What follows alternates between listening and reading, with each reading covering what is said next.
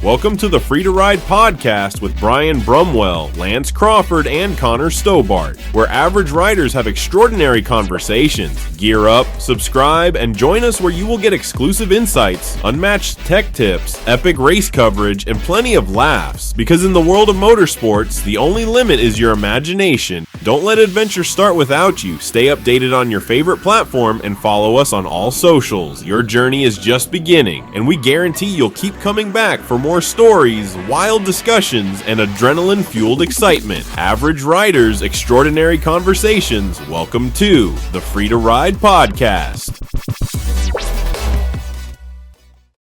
I don't see the no. Oh, we're recording. Okay. Welcome to the Free to Ride podcast. I'm Connor Stobart. I'm Lance Crawford. And I'm the free skate guy who just decided not to show up last week.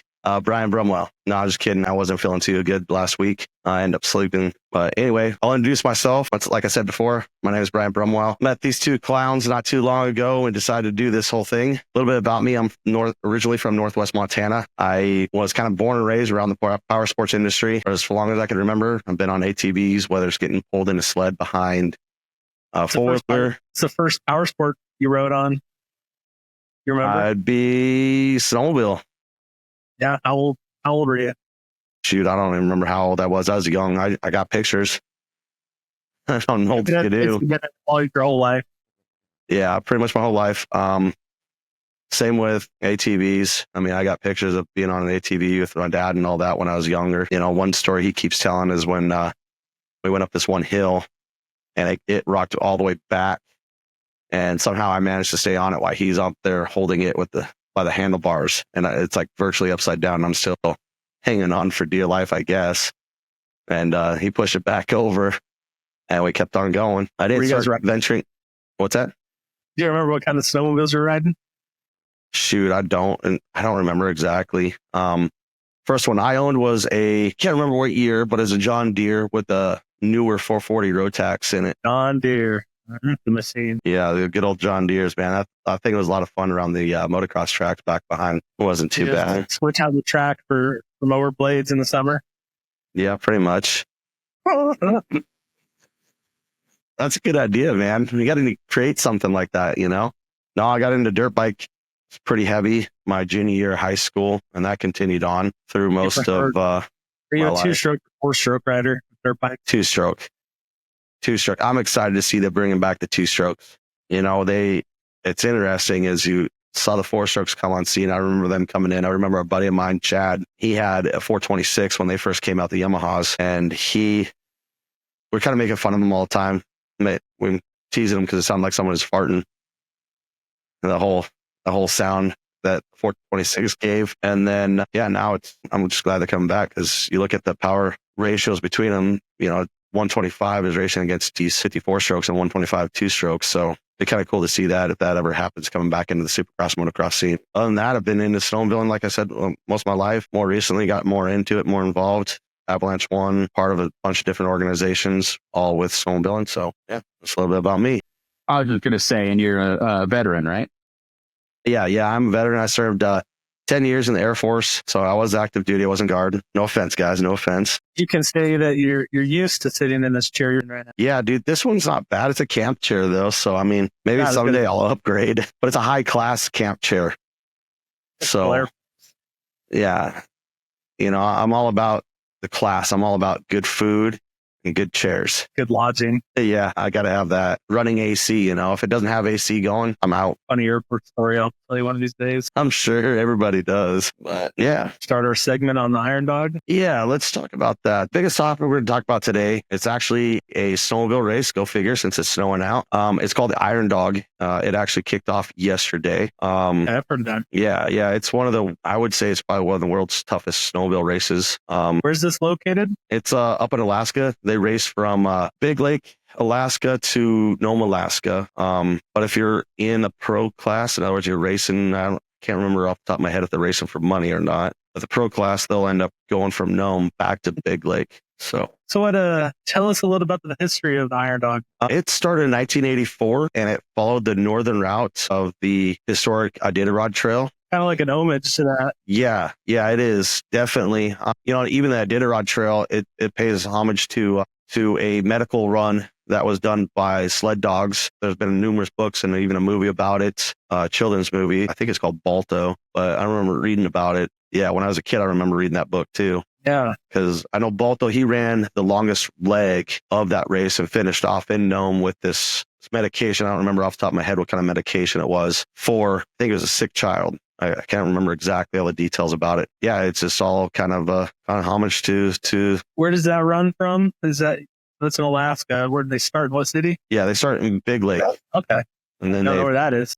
Yeah, it's kind of south central Alaska, if I remember correctly, somewhere around there. But I mean, that race, from everything I've looked at on it, it's insane. There's parts of it where they're going out across the ocean. And if the sea ice isn't that well or that thick or anything like that, or if it's moved too much, they have to go around it. There's a lot of teams that do that. There's some teams that get snowmobiles sunk in the rivers that they cross, the lakes, everything. It's funny because we've discussed, eventually doing that race, just the expedition class, but going out and seeing what it is. Yeah, it'd be insane to do. I know there's one team that we got that we had one of our listeners told us about. I can't remember what team it is, but I do have a fairly good friend, David Wegner. He's raced it quite a few years. We will be bringing him on, and he's a guy that knows the know about the Iron Dog race. He unfortunately had a bad accident snowmobiling, so I don't think that's part of the reason why he's not doing it anymore, or at least this year. I know it takes a lot of money. It takes a lot of time. You got to buy 2 snowmobiles because there's 2 racers that do it, and for safety reasons. So if one of you guys break down, then you both have done. And there's a lot of training and a lot of time and effort and money that go into. I'm sure it's definitely not something that you're just going to pick up and jump on a thing and be like, all right, we're racing. Let's go. Yeah, probably not. Do they change like the course or the length of the course throughout each year? Yeah, they've got to do something like that, because when you think about it, some of it goes across like the Yukon River. It goes over the Alaska Range, goes across lakes. It goes across the Baltic Sea, or whatever, the Bering Sea. Sorry, Baltic Sea. That's Mediterranean area. But the Bering Sea, it goes along the coast there. So I'm assuming that a lot of times if there's enough pack ice that's moved around or something like that and becomes unsafe, they have to adjust the course or whatnot. See if you can outrun a polar bear or a grizzly or whatever else they got up there. You couldn't get past the tree. And wasn't even near the course. Hey, look, a seal. But so 2,500 miles. I looked it up just because I was curious. So from my place in Old Town, Idaho, to New York, just because that's a big city that I could think of on the East Coast, that was probably far enough away, is just over almost 2,600 miles. So that is a trek. And let's see. It said that if we took a car, it would take about 38 hours. On a bicycle, it would be about 10 days. Good luck with that one. Is the Iron Dog race a week? So it kind of varies, but for the most part, yeah, it is a week. You're looking at, it depends on how long the course is, I suppose. I'm not an expert in it. It's a race that I like watching. Let's get an interview. What do you say? Yeah, that's probably a good idea. Hey, thanks for joining us. David Wagner here on the Free to Ride podcast. I'm your host, Brian. Today we're going to talk a little bit about the Iron Dog race. David, you've raced it a couple times, so we're going to pick your brain on it and hopefully learn a little bit, something more than we can read on the internet. The internet's been a little tough to keep up with today, let me tell you. I've been watching it all night. GPS is a little behind. Yeah, it's a tough race all the way around today. This year, from what I understand, a lot of dry spots and everything like that. They're getting ready to head back into the burn area, which is going to be 75 to 100 miles on dirt. And so everything they endured going that way, they're going to have to do it again. How dang. Now, what years did you go and race it up there? 2019 until 2 years ago. Okay. During that time, did you see any snow conditions like the wall right now? No, I've never seen it like this. They said maybe 2015 was like this up through the burn area, but the worst time I've ever saw it went through the burn going one direction, and it was like 60 miles of dirt, but coming back we had snow. Okay, so I've never seen it this way both ways. Yeah. Now, when you talk about the burn area, can you describe burn area is for the people who don't know exactly what that is, and then what the conditions right now for them? Well, it's across the tundra out there. They had a fire, is my understanding, burned everything off. So the snow, when it comes, it hits there and then it just blows away. Very seldom does it stay all the time. Okay. There's buffalo out there too. A couple of years ago, Smasher found a buffalo skull when he was out on a ride across there. Oh, that's awesome. Yeah, it's incredible what's up in that area, those areas. We don't really hear about it. Yeah, Oh. it's Alaska is just a whole different place, and the Iron Dog race is just there's nothing like it in the world. It's addicting to no end. Yeah, that's what I keep hearing. I mean, that's why I can't leave it alone either. Every time it comes up, I've thought about going, "Hey, it'd be cool to race." But then I look at the preparation. I'm like, man, I don't know. That's a lot of dedication. Can you tell us a little bit about that? Well, preparation of the whole thing, it's a lot of mental to be able to get the whole thing going for the race. Some days I've watched one team now, they've been riding for almost 24 hours straight from Nome back down to McGrath. But the mental preparation of it's unbelievable, and it can beat you really easy. But getting the sleds ready, we pull them all down, put reinforcements on them, stud the tracks, add lights, radios, tall windshields, gauntlets, and everybody has their own little secrets to what they do to their sleds for the race. Sure. Now, with that, it's always two people racing, correct? Correct. Unless you do, they call it the rec class. You can have the rec class, and you can have up to, I think, 8 people on that. They just go from Big Lake to Nome. Yeah, gotcha. So the expedition class, that's where it's like two people, and they usually just race to Nome, isn't it? What's that? The expedition class, that it's just two people, and they race to Nome. Well, usually it can be 8 to 10 people, something like that. They're usually big groups, and they go out. Usually they leave 2 days before the pro class leaves, but this year they left after the pro class. Interesting. Now, online you can read that's like almost 2,600 miles, but that mileage varies a little bit because you're able to kind of choose the courses, and the course has to change a little bit as conditions change, right?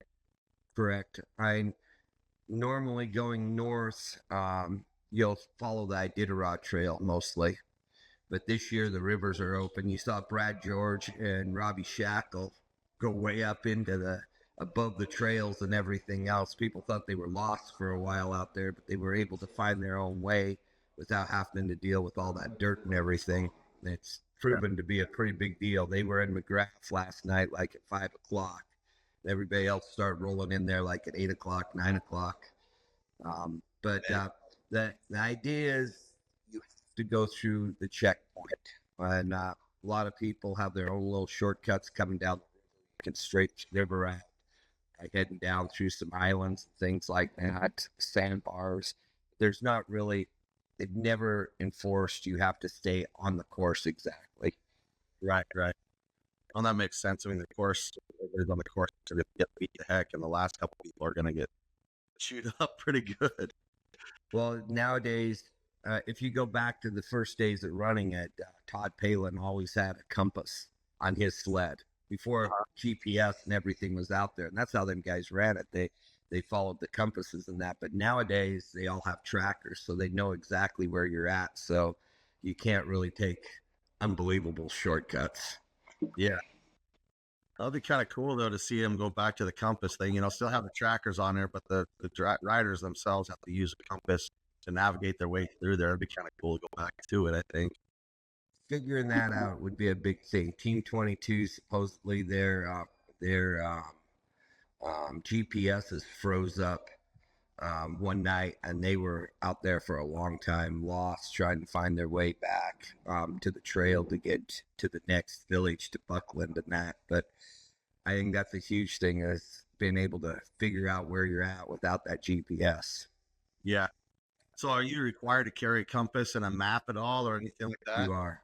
You got to carry a compass and a GPS. They kind of double up on things. But now with Polaris, a lot of the guys have 7S's on their dashes. So you got your GPS and your 7S. And when I raced, I always had an inReach in my pocket besides my GPS. My inReach would also track too. So you always had a way of figuring out where you were. Yeah, sweet.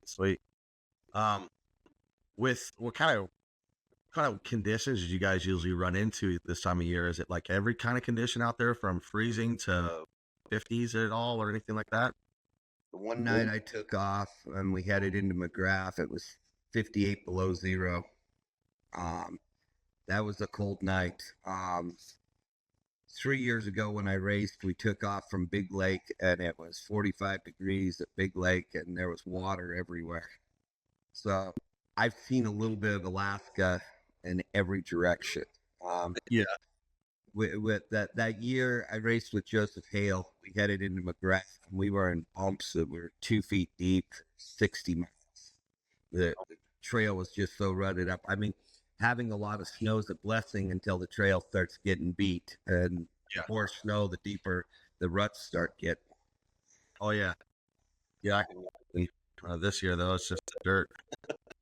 It is. I've talked to Chris Smasher a couple times, and he's like, I'm just beat. He says, I've never seen anything like this. Last night I watched one of his videos when he got in. He's frostbitten, sick, wore out to no end, but he's got what it takes to finish this year. Yeah. I was like, it's what it takes. Got a big mechanical breakdown. It's just a lot of tenacity to finish.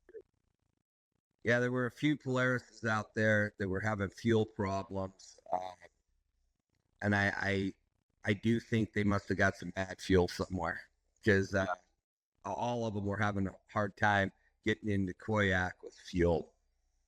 And yeah, I've seen a couple videos of this year going on, like social media and all that, of just the guys having to tip the sleds over, just like we talked about before, where they're packing snow in the track and underneath the tunnel to kind of get it cooled down. And they're sitting there for like 5 to 10 minutes or so, just letting it cool down. Yeah.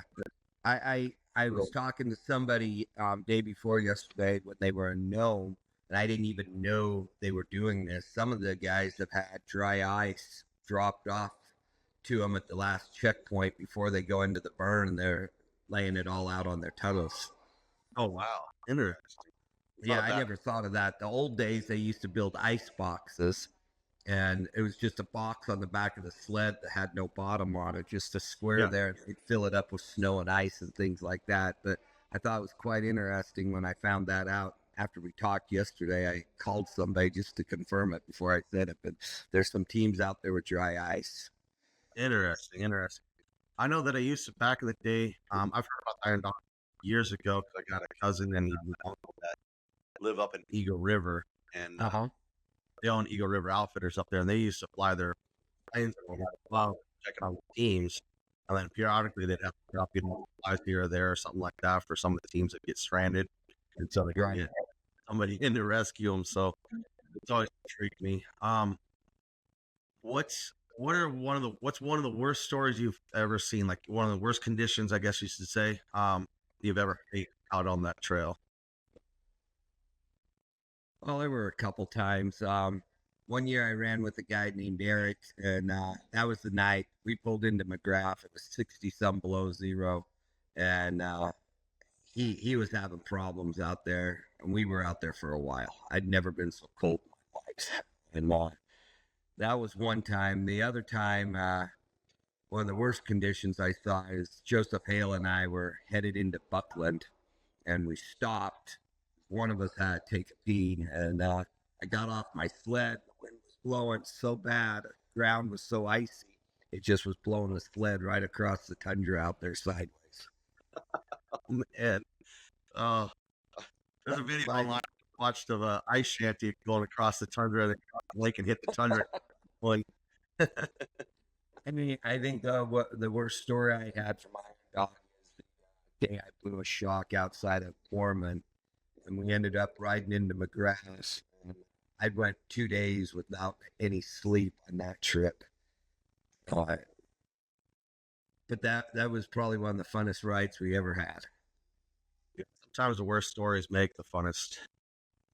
I think if you finish Iron Dog with no well, things, no breakdowns or anything else. You're lucky, but what makes Iron Dog is figuring out what you got to do out there to be able to get going. Yeah. No, doesn't part of the route goes along the Bering Sea a little bit, doesn't it? And then It does. Going up into Nome, you're actually out on the Bering Sea for a while, cutting across there, coming into Nome. But you know, the cool thing about that race is I've seen Northern Lights out there in the middle of the night, like you're riding into them. We've seen everything. I mean, that's the coolest way to see Alaska. There is getting out in the villages and that, seeing the true natives again is just incredible. Yeah, because everybody supports this whole race because it's paying homage to the old route that was ran. You know, the medicine up to Nome. Right. So there's that Disney movie, the Serum Run, and you'll see one time now. I've seen the guy out there that does the tribute or whatever. He does that same run again, and I've seen him out there, and it's pretty neat to watch that. Oh, that would be cool. Yeah, the whole story is actually fascinating what it's turned into now. You know, being a medical fly run, Right. Being world Sloville race, and then you got the dog race and everything else like that too is pretty unique. That Iditarod is something else to watch. It's super cool to watch where they go, and then you think about where we go on snow machines, and then them dogs have to go through that. And I've just wondered sometimes, how do they ever make it? But yeah, But I think this year they changed the route. They took Iditarod. They're starting in Fairbanks. okay. And so they'll come out of Fairbanks and then down across a couple smaller rivers until they get to the Yukon. And then they'll go up to Caltag, cut across that way to Unalakleet, then up to Nome. Okay. Now, one question that did pop in my head I forgot to ask earlier is when you guys hit a river or even on the Bering Sea where there's open water, you guys have to go around it. What do you do on rivers, especially if they're Go open? through it. Go through it. Try to water skip across it. You know, I came from the mountains. I wasn't for that water at all. I still don't like water. And the year I rode with Joseph, we duct taped all the joints on our hoods and everything, because when we came off a big lake, there was water everywhere. We didn't want water to get in there. When we take our sleds apart, we RTV everything, all around everything. The water can't get in there. Take plastic and put under the foot rails and that water doesn't come up through there, so the sled kind of pushes like a jet ski through open water. Gotcha. And we took off, and I was like, man, if I can do this little bit, we're good. And I get up to the river where I was fearing it the most. I was only 50 feet across in the river until we got to Gullivan Bay. And I kept coming down the hill, and I'm like, that's not water. That's not water. That's not water. We get down there, and as far as you could see across the bay was open water. And Joseph tried stopping me to get me to think about it before I went. I just gunned it, went across there. And when I was done with that, I knew after that it wouldn't be a big deal. But coming back, we got down onto the river again, and it was pitch black. And I watched him go across, and you could see the water coming up over the rocks, the white water. He went across, and I panicked. It took me 4 times running up to the edge to finally go. Oh my gosh. But I don't like open water. That's the other thing. Coming down on the other side of the burn area now, headed towards Rainy Pass, they said there's a lot of open water. It's warmed up, so them guys have a lot of time. Danny Levine's sled going up went into the water. Her dad took the helicopter up. He has a helicopter, and they finally got it out yesterday. Oh man, that's hard. That's hard, especially to watch it knowing that you could have done something a little slightly different and have a different outcome. Well, you look at when them guys start crossing the river up there, by the time you're the 4th, 5th sled, you're not going to come up on the ice shelf the same place everybody else did. So you're, the one time I thought I could go out where some other people did, and I ended up turning down and going down the river for about 100 yards until I found a place I could get out of. Yeah, that's great. And I think that's the worst part of Iron Dog is riding on open water. Yeah, it would be. And I don't think we can appreciate it until we actually have done it or seen it in person. Yeah. Because some of the videos I've watched of it, it doesn't look that bad. I'm like, oh, I think I could do that. But then I know talking to some guys, including yourself, I'm like, maybe not, man. That would scare the crap out of me. I had 2 years ago, Melissa and I were riding back and forth to Squintna, which is about 100 miles from the place up there where we stay at. And she didn't want to do open water. And I finally found a place. I knew the ice was broke. If she hit it, it was going to open up. So I just talked her into flying across this thing fast, that she wasn't scared of it anymore. And she got across the water. She says, that wasn't bad. Can I do it again? So she spent like 20 minutes going back and forth over this 70, 80 feet of water. But that's one way to conquer your fear. So It is. now, when you guys are doing it, do you guys wear FXR has those float suits? You know, that has the yeah. Flying. No. Yeah. They're kind of more insulated, kind of heavier. So Yep. usually what I wore when I raced was a 2.0 shirt from Climb, a tech vest, and a storm jacket. And so there was no insulation in there. Because of the windshield, the gauntlets, and your tech vest, you usually stay fairly warm. But if it got cold, you could put a puffy jacket on underneath it. If you have something that's heavy, there's no way to cool down. Once you start sweat, you're in a world of trouble up there when you go into the cold areas. When you hit through the trees and things like that, you start sweating like no tomorrow. Yeah, there's no wind, there's no nothing there. I mean, Right. it's I don't think people realize that, especially as mountain riders too, where we're always in the trees and stuff. You don't realize that you get out in the open plains and it becomes real cold real quick. Real fast. I mean, when it's 40 below zero, you're running 80 miles an hour. It gets cold. Yeah, yep. So, Well, do you have anything else that we haven't talked about you want to add to about the Iron Dog at all? no, Iron Dog, it's something. If you ever have wanted to do it, to go up there and do the rec class or the expedition class, it's something people should do. I've been hit up with a couple guys that race other stuff down here. We should go do it. So maybe in a couple years, we'll take a group of people and go up and do a rec class, which would be really fun because you're in no hurry. There's so many things to see in Alaska on that trail that there's no way we could see it any other way. And so it would be really cool to do that. Yeah, I'd love to do that sometime. Just to take a nice, easy, not a race, but then Yeah, again, nice and easy. But no, I'm going to go back next year. I made the decision after my crash a couple years ago. I didn't think I could race again. I screwed my head up really bad. I still don't have very good sense of distance at 80, 90 miles an hour and dark. But the other day I was talking to a guy and we decided we're going to go back and do it again next year. Sweet, that'd be awesome. Maybe I can figure out a way to tag along and do something from there, you know, podcast or that, or just hang out for a little while. It'd be awesome.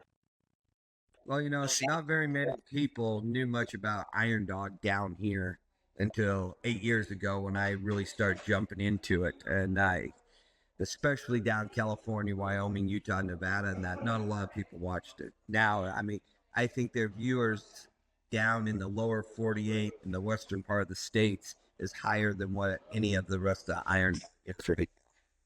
That's awesome. So speaking of big things coming on, that'll be a perfect segue. You got something else that's coming up that you're working on right now, don't you? We do. We got Sled Fest getting ready to happen in California. It should be incredible. I got asked to take it over. It's been the last couple routes and the last couple places for Rimshot race. I'm in hotels and everybody came down. Oh yeah. Let me get down the hallway. Anyway, so we have Rimshot going on. And what it is a 3-day event, Friday, Saturday, Sunday. We'll have drag racing. We'll have hill climbs and oval races with vintage sleds. Sweet. It's going to be the first week in May. But our plan is to get it all back together the way it should be. The Rimshot comes back and does their last race of the season there. Yeah. Okay.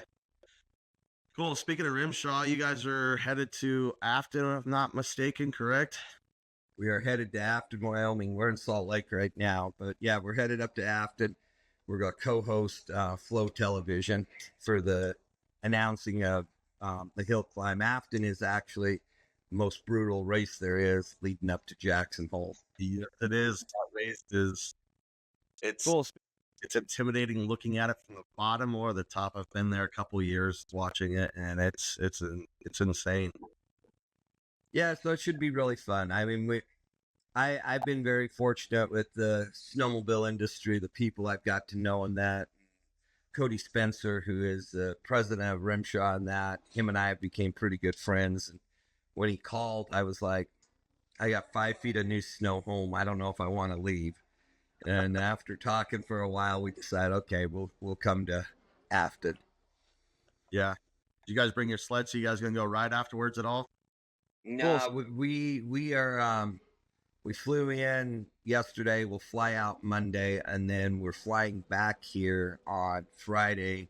She's on the board of USA, Utah Snowmobile Association, which all the clubs here are kind of under. So they're having a big thing called Rally in the Valley. So we're going to fly back here that weekend and do Rally in the Valley. And then we go home and we're taking out the kids from the Burn Institute. They're all kids under the age of 16 years old that have been burnt. Majority of them are probably burnt on their whole body from car accidents, house fires. A couple years ago, I met a kid, his parents lit him on fire. Oh my God. And I mean, you got to take these kids out, take them snowmobiling and everything else for the day. And it's a blast. You're not supposed to let them drive, but take them out. A couple of the smaller kids that want to do it, I'll let them put their hands on the handlebars so they think they're going somewhere. And then we'll drive back for Jackson Hole. Polaris is having a ride the Friday before Jackson Hole, and then there's some things going on with a couple other people on Thursday before Jackson Hole. So we'll drive back out here and bring sleds for that. Oh, nice. Okay, you guys are busier than busy. It's turned into, I joke about this all the time. When I started doing this, because I like to ride snow machines. Now we're busier than heck doing everything. We just started a snowmobile association in California. Yeah.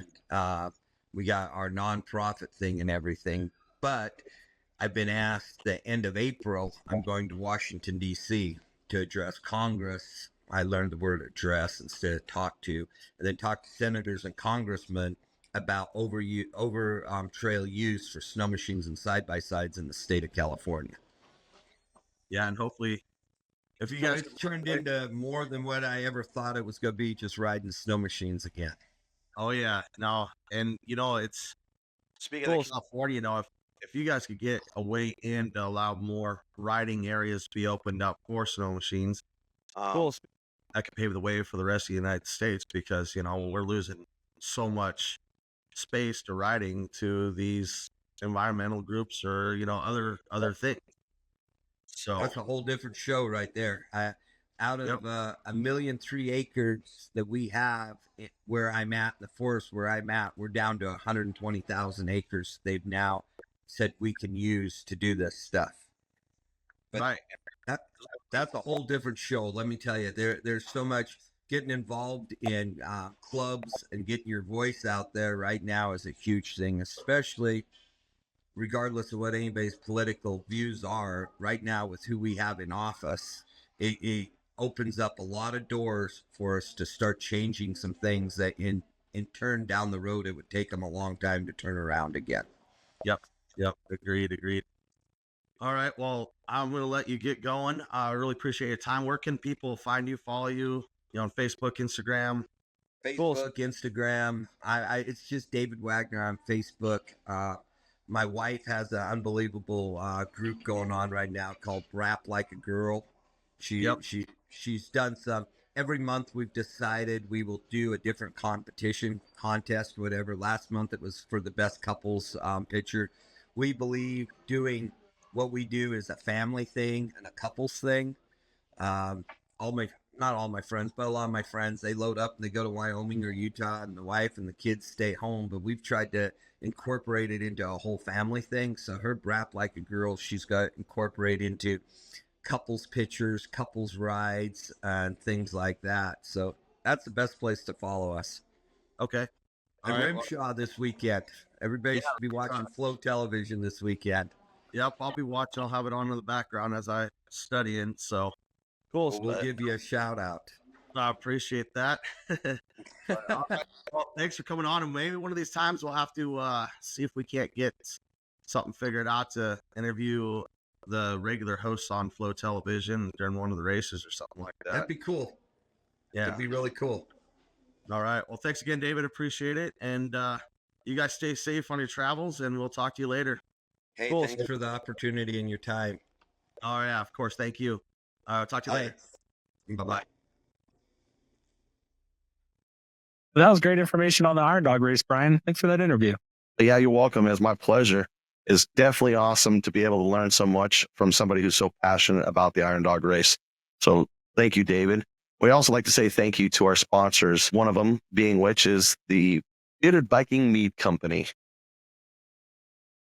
Veteran owned and operated, the Bearded Viking Mead Crew is reinventing the ancient art of mead making with a modern twist. Their award-winning meads are handcrafted with high-quality ingredients, offering a rich variety of flavors that range from bold and fruity to smooth and traditional. Whether you're sipping their classic OG or enjoying creative blends like choke cherry vanilla or jalapeno raspberry, there's something for every palate. With a commitment to quality and flavor, the Bearded Viking Mead Company focuses on creating good times for a great meetup to bring family and friends together. So visit beardedviking.com today to explore their collection and get ready for your next meetup. And by High Cascades Power Sports and Backwoods Power Sports in Spirit Lake, Idaho. And now, a word from my sponsor.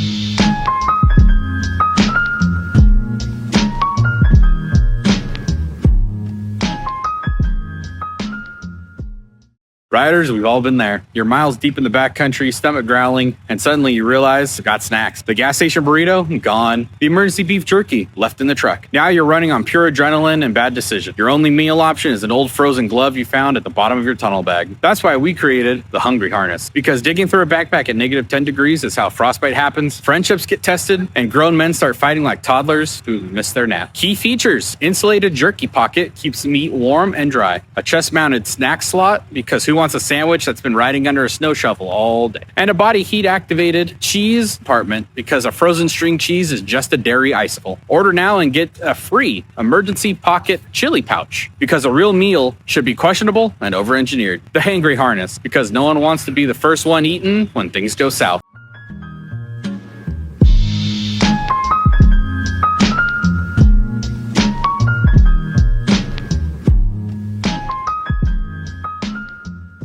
The Hungry Harness.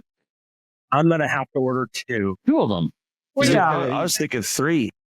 I can never decide on snacks. So if there's an option to bring more, I'm probably going to test out 2 of the Hungry Harness. Wonder if they can make. Figured 2 up here for me to grab up my chest area, and then 1 down low around my waist for a friend. Well, I mean, they do have multiple different mounting options, like different straps and everything. So you can actually mount it around your waist like a fanny pack.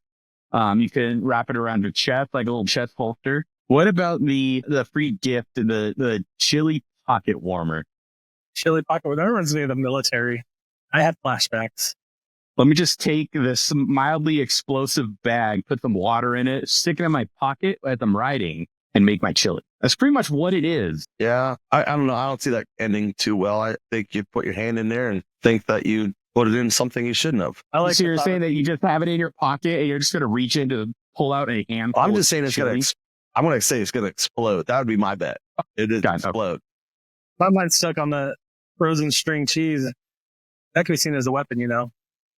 I am curious, though. I mean, the frozen string cheese, that's what they went for. But I don't think I've ever brought string cheese on a ride. Like a meat stick. He's on a A ride. beef stick. The string cheese is good. Good I don't sauce. think I've ever seen you bring string cheese on a ride. That's Because just I'm kind of hungry. And so now I'm going to have 2. String cheese. I'm not And then sharing my warm string beef cheese with sticks. you. No matter how Boy. many times you ask for my warm string cheese, you can just have your frozen icicle. Well, question is where do you wear it? Do you wear it on the inside? If you're wearing a monosuit, do you wear it on the inside or outside? I mean, I Brian, think what's- I want my snacks easily accessible, so I would wear it on the outside. You guys' go-to snacks for the trail? Trail mix, Trail mix. extra M&M. Jerky and body armor. Yeah. Strawberry Oh, banana body body armor's armor. good. Strawberry banana body armor. When you take a quick break, throw it in the snow. It is the best drink you could have on the trail. All right. Enough about frozen string cheese and where to put your meat. It's time to move on to the Brap News Network with our host, Buck Thunderstone. Take it away, Buck.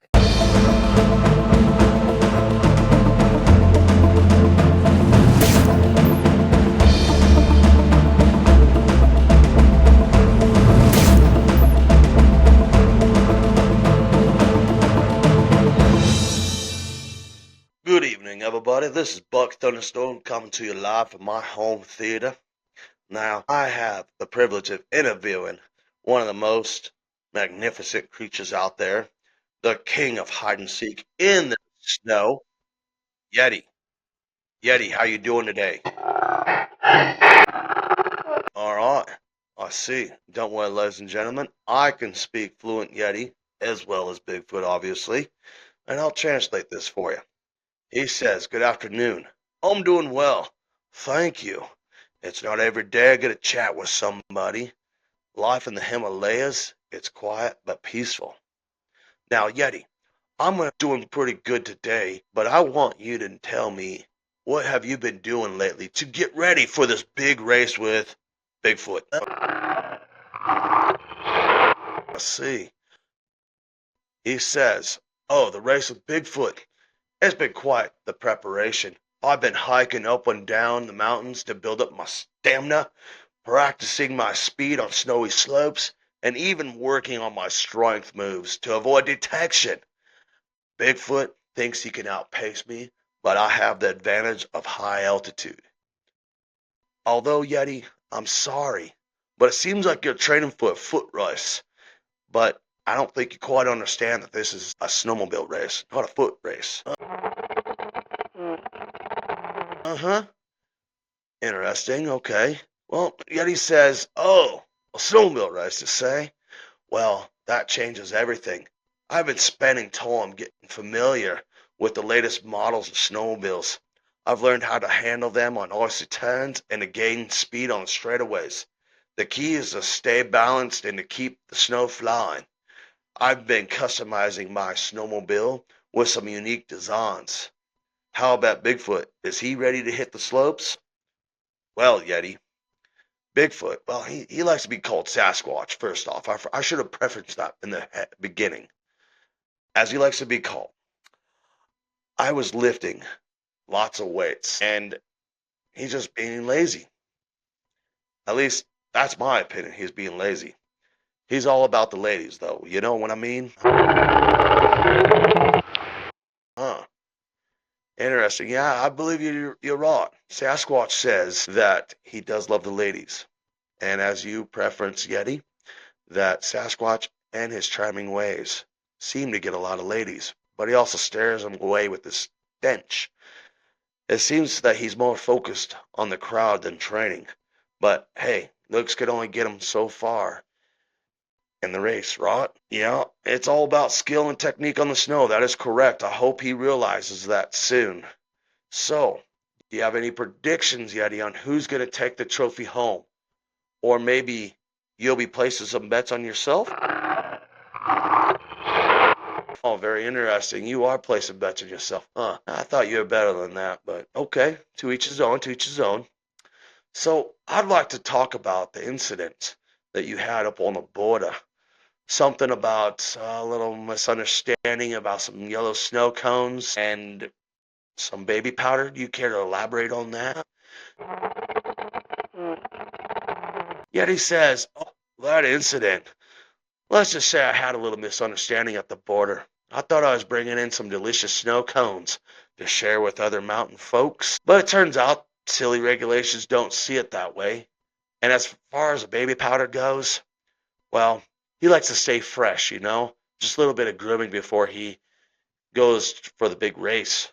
I don't know if he has something to do with P. Diddy at all there, Mr. Yeti, but, baby powder, you might want to stay away from that. You're awful white already. Anyway. Oh, I see. It's all part of your charm. Have you ever had to deal with any funny situations like that, he asked me? I'm not going to get into that. But, I do have a question.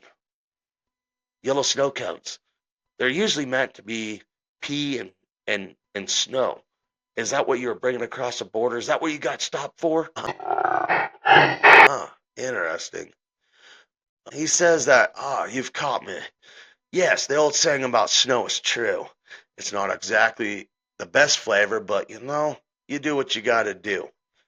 But he'd rather not talk about that. Totally fair, Mr. Yeti. I appreciate you giving me time to chat, even if I did steer the conversation into snowy territories. But best of luck to you and your upcoming race. It's gonna be exciting. Would you like to add anything else, Mr. Yeti?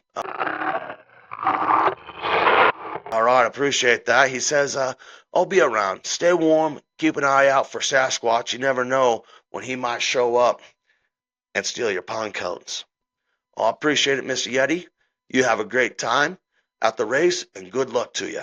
You're going to need it.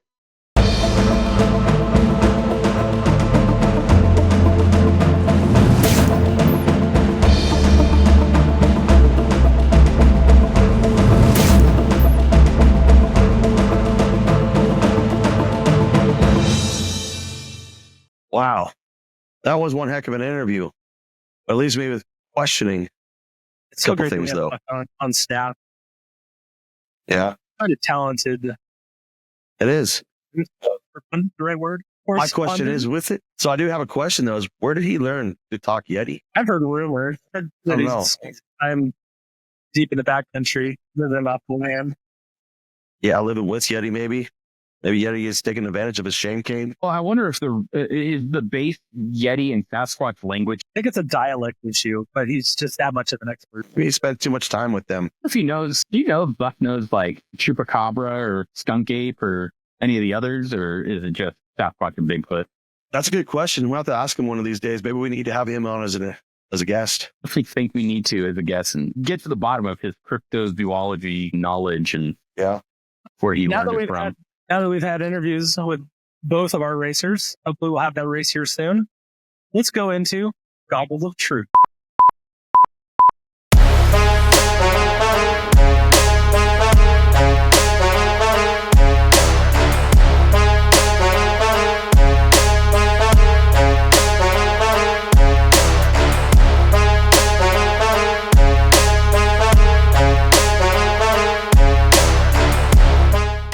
This is a new segment that we're doing called Goggles of Truth, where I ask our guests or my co-hosts some questions on power sport knowledge, test their mettle, see if they're up to it, see if they know their stuff. I doubt it, but we'll see.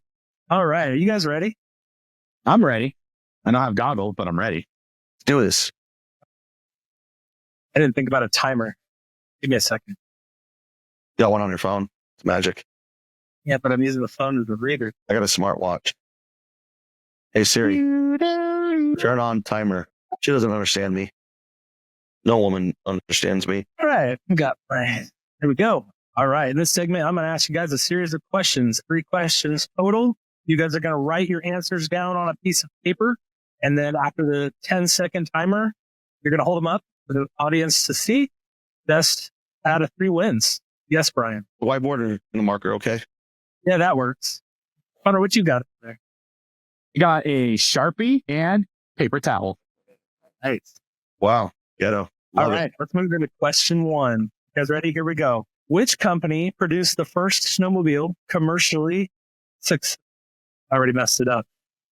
Which company produced the first commercially successful snowmobile? Is it A, Polaris, B, Bombardier, C, Arctic Cat, or D, Yamaha? Your 10 seconds starts now. All right, time. What do you guys got? Can't even read yours. I need to change my answer. Just write down the word. Connor's got D, Yamaha, and Brian has good deal. All right, correct Bombardier. answer. B, Bombardier. Fun fact. Joseph Should know Lombardier created the first mass-produced snowmobile in 1959, originally named the Skidog, but a typo in their paperwork that they filed led to the name being called Skidoo, and it's stuck. Let's move on to question. A little Should bit just be about me called really quick. Skidone, but sure. I was All right. Question 2. What is the fastest stock snowmobile ever produced? Is it A, Arctic Cat ZR 9000 Thundercat? B, Yamaha Sidewinder SRX LE? C, the Skidoo Mach Z? Or D, Polaris 850 Indy DR1? Your 10 seconds starts now. And time. What you guys got? A. You guys both chose A, huh?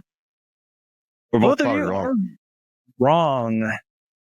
So Brian got the first point. This second round is a scrub. The correct answer is B, Yamaha Sidewinder SR. That's right. Fastest. Fun fact, Yamaha Sidewinder holds the title for the fastest stock snowmobile, hitting speeds of 120 miles an hour thanks to its factory turbocharged 998cc engine. Holy crap. I forgot about those. That is cruising. All right, Should've Brian known has the lead. Can Connor tie it up? C. All right, question 3. What key innovation did Arctic Cat introduce in 1979 that changed snowmobiling forever? Is it A, independent front suspension? B, liquid-cooled engines? C, direct injection two-stroke technology? Or D, adjustable track tension system? Your 10 seconds begins now. Connor's off. I was going to say he's probably cheating using his phone, but he's using it to record. All right, that's 10 seconds. Show 'em, boys. See yours first. Connor says C. Brian says B. Wait. You are both wrong. Wow. The correct answer, AFS, independent front suspension. Arctic Cat was the first to introduce it in 1970. That was my first. I should have went with my gut. Damn it. This is why I... Snow leaf spring suspension. Dramatically improved handling and now it's standard in all modern sleds. Thanks for playing Goggles of Truth.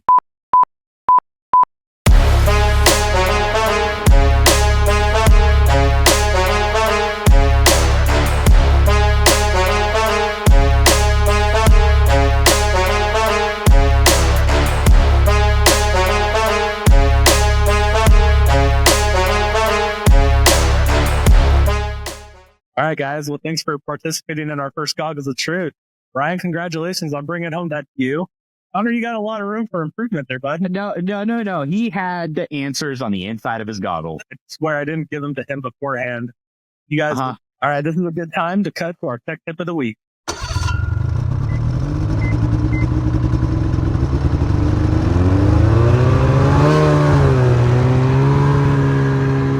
Tech tip of the week: how to align your snowmobile skis for better steering. Ever feel like your sled has a mind of its own? Maybe it pulls to one side, fights you in turns, or just won't track straight on hardpack. The culprit? Ski alignment. If your skis aren't set right, you'll deal with darting, unpredictable handling, and wasted energy just trying to keep the thing going where you want it. Today, we're going to fix that. Why ski alignment matters. Your skis should be aligned so they're pointing exactly where your handlebars tell them to go. If they're too far towed in, the sled feels twitchy and unstable. Too far towed out, and it gets lazy in turns and wants to wander. A properly aligned sled gives you precise, predictable handling, making your ride smoother and easier. Step 1. Get the sled on flat ground. Start by placing your sled on level ground, a garage floor, hardpack, or any flat surface. If the skis are sunk into the snow, you won't get an accurate measurement. Step 2. Measure ski alignment. To check your alignment, grab a tape measure or a straight edge. Measure the inside edge of one ski to the inside edge of the other, both at the front of the skis and the back of the skis. If the front measurement is narrower than the back, your skis are towed in too much. If the front is wider than the back, your skis are towed out too far. A small amount of tow out, about 1/8 to 1/4 inch, is ideal for stability. But anything more, and the sled will start wandering. Step 3. Adjust your tie rods. If your alignment is off, here's how to fix it. Find your tie rods. They connect your skis to the steering system. Loosen the lock nuts on the tie rods. Shorten the rods to bring the skis closer together, reducing toe-in. Lengthen the rods to push the skis farther apart, reducing toe-out. Once you've got the alignment dialed in, tighten the lock nuts back down to keep everything in place. Step 4. Test your sled. Now that your skis are set, take it for a ride. You should notice a smoother, more predictable feel with less darting and better control. If something still feels off, fine-tune your alignment until it tracks straight and true. Final thoughts. A quick ski alignment check can save you arm fatigue, uneven wear, and a whole lot of frustration on the trail. It's a small adjustment, but it makes a huge difference in how your sled handles. This has been your Tech Tip of the Week. See you next time.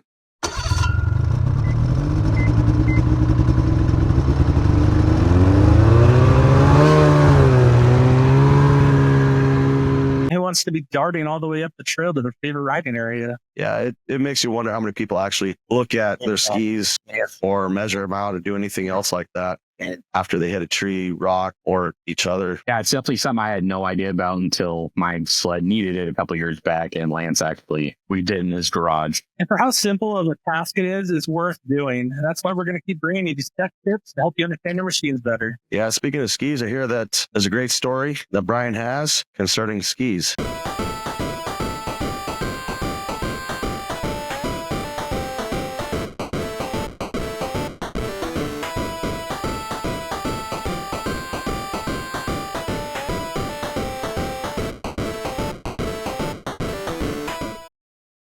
Have you guys ever ran over yourselves with your own snowmobile?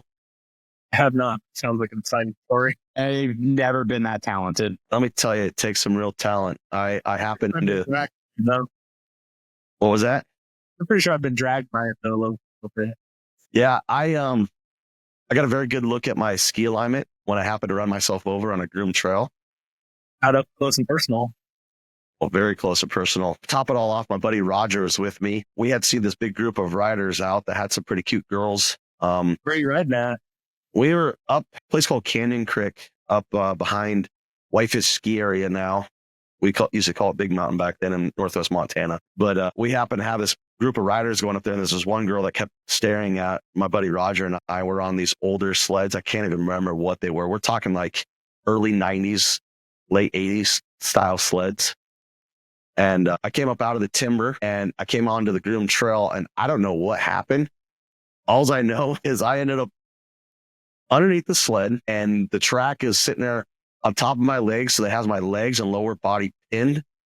And then my left arm is pinned by the right ski, and my left hand is down underneath my legs. So I couldn't move at all. And I was there with the helmet, and the bumper and the helmet was sitting like just right there next to each other. So I'm just can't move. Were you trying to apply for the X Games? Was it your promo video? I was trying to do a body variable, I think, with it going onto the trail. You're supposed to nail the landings if you're gonna try and get those big games like that. I know. I should have signed up sometime. The kicker is my buddy Roger is sitting up on the bank, and he saw what happened, and he's rolling in the snow, laughing, and the big group of riders that were on a guided tour came around the corner, and here I am in the middle of the trail. Just I can't move. My buddy Roger won't help me. These guys are shuffling by one by one, and finally, after like the third or fourth person came by, I think it was the guide. He stopped and helped get the sled off of me because my buddy Roger's too busy laughing at me. Good friend. That's a good friend right there. Like I couldn't do anything at all.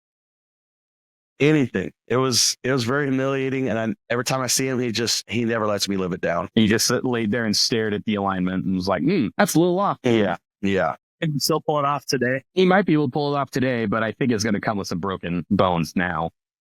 It would be hard, I think, to do it today. It'd be hard to replicate it. I think you'd just get ran right over by your sled. No, another interesting one was I was sitting on top of in West Yellowstone. I was riding with Jeff Hamlin, and then who else was with there? John Farian. He was with us. Yes. Yeah, and then Kyle Franklin and Nina Clifton. I know the whole party. I'm surprised I wasn't there. Yeah, the whole party. So they're there. And took them up and showed them around Two Top, took them up this one small meadow. Towards the end of the day, we get up there. The snow is deep. It's a great riding day. I mean, it's deep. I've only And ridden in Keeley Lake, and it's just different over there. yeah, it's great snow, but it was one of those years that had no base. And it's fairly early in the year too, so we got a lot of snow early. But as I was carving, going back down off of Two Top to the south, I was carving off trail, and next thing you know, I flew out. I remember this one. I remember I flew off the sled in front, and it ran back over top of me. I didn't get pinned this time, and I get up and I'm trying to figure out what the heck was going on. I couldn't figure it out. I got up there, and I think I can't remember who it was, if it was Nina or if it was broken. Yeah, dude, I didn't break it. Nothing on me was broke.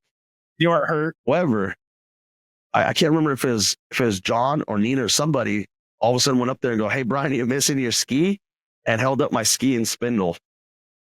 No. It was at the end So of the day. Not only did you break your sled, but you've been ran over by your own sled twice. How did you get the sled out of there? I rode it out on one ski for a while, and then the guys started feeling bad for me, and John and them took turns riding it out on one ski. I think we got like halfway. Yeah, and then we did like a makeshift, like with sticks and stuff like that, and tied it up to where it'd stay, and then I rode out that way. But I've never been so tired and sore, and my ego just torn. Pride. Yeah, my pride was hurt a little bit. I learned about lining my skis really well, so You do it for that photo finish. yeah, that's my fireside stories that I've got on those two. I think they lined up real well with the tech tips. I really hope that you guys all enjoyed the show today. I think that's pretty much it from us here at the Free to Ride podcast. Connor, Lance, you guys got anything? Oh, we'll see you guys next week. Yeah, see you next week. All right, have a good one.